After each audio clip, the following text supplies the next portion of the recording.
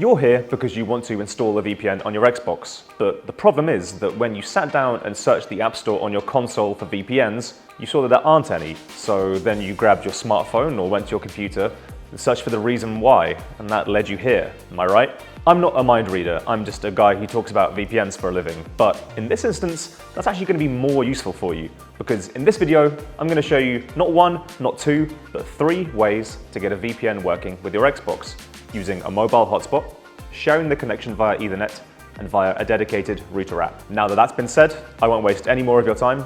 I'm Callum, you're watching Top 10 VPN, and we're on the clock here. Let's get started.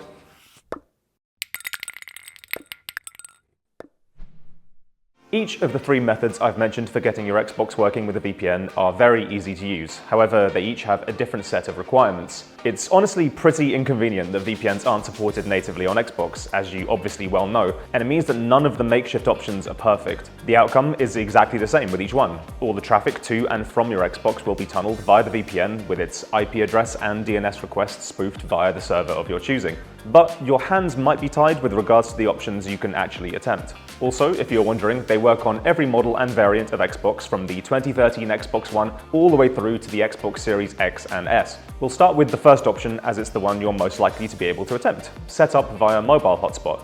Let's get the requirements up on screen for you now, here or here.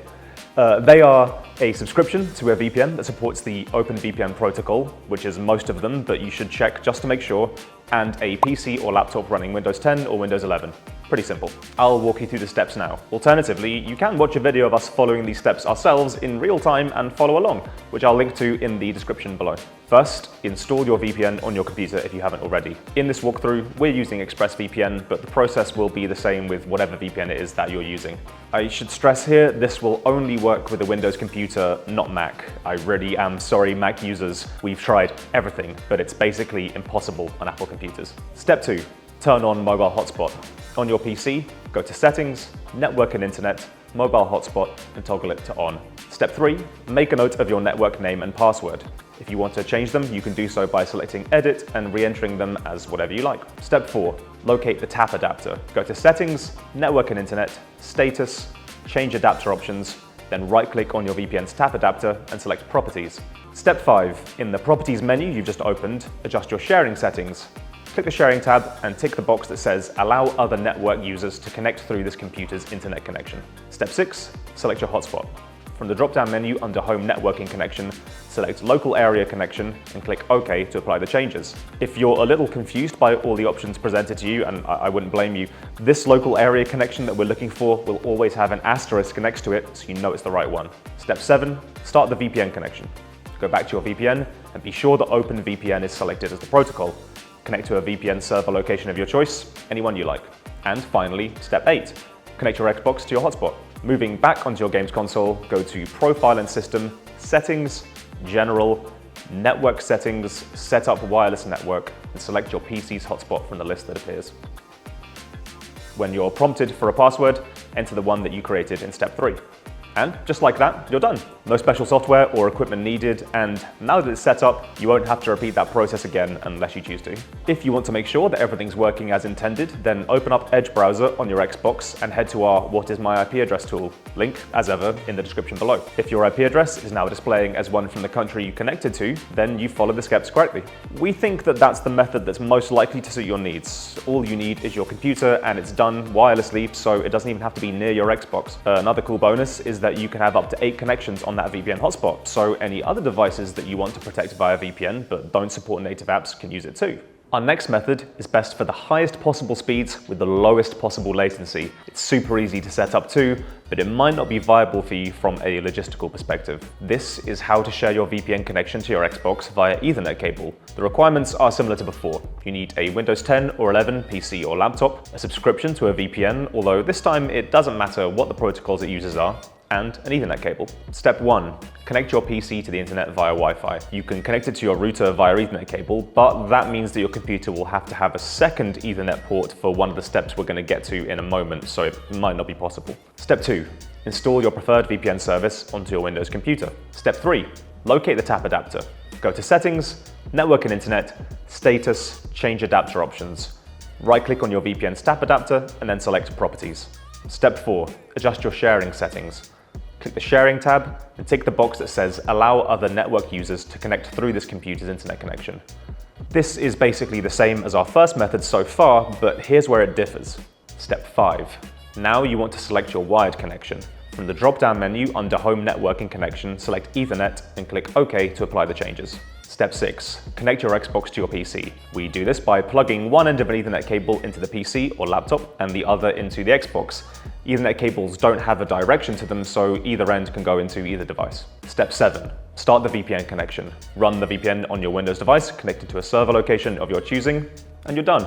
Just like with a regular internet connection, using wires is better for keeping speeds high and lag low when compared to going wireless. Of course, if you can't get your computer that close to your Xbox, then this isn't really an option. Our third and final method is by far the best, but before you get your hopes up, it does require some special equipment and it can cost a fair bit of money. This method is setting up a VPN router. You might have seen it mentioned around the internet on various sites offering VPN advice where they pose it as this super straightforward miracle catch-all solution for situations like this. Just install a VPN on your router and it's as simple as that. Well, what these sites fail to mention is that this method really just isn't viable for the vast majority of users. Why is that?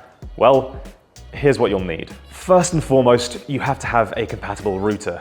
The default router sent to you by your ISP will not be one. You're gonna have to buy one. There's several models from brands like Asus, Linksys, and Netgear that'll work. I'll flash a list of compatible models up on screen now and link to the full list on ExpressVPN's website in the description. Why ExpressVPN's website?